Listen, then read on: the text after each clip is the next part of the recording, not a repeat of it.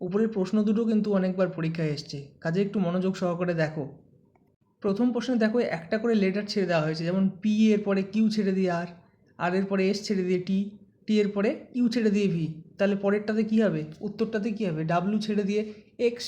এবার তুমি নাম্বারগুলো দেখো, 7-এর পরে 8 ছেড়ে দিয়ে 9, 9-এর পরে 10 ছেড়ে দিয়ে 11, 11-এর পরে 12 ছেড়ে দিয়ে 13। তাহলে উপরের অ্যান্সারটা কী হচ্ছে, X15। তাহলে উপরেরটা বোঝা গেল তো। এবার নিচেরটা দেখো, নিচেরটা খুবই সোজা, ভালো করে প্রশ্নটাকে লক্ষ্য করো। দেখো প্রত্যেকটা ক্ষেত্রে কিন্তু ভাওয়েল রয়েছে, ভাওয়েলের সঙ্গে সঙ্গে রয়েছে তোমার সেই ভাওয়েলের যে পজিশন নাম্বার সেটা রয়েছে, যেমন A1, E5, I9, O15। তাহলে কী হবে, U21। কোনো অসুবিধা নাই, প্রত্যেকটা ভাওয়েল আর তার সঙ্গে সেই নাম্বারটা, পজিশন নাম্বারটা রয়েছে। খুবই সোজা। ভালো লাগলে ভিডিওটাকে লাইক করবে, কমেন্ট করবে এবং বন্ধুদের মাঝে শেয়ার করবে, আর অবশ্যই আমার পেজটা লাইক করবে। Good night.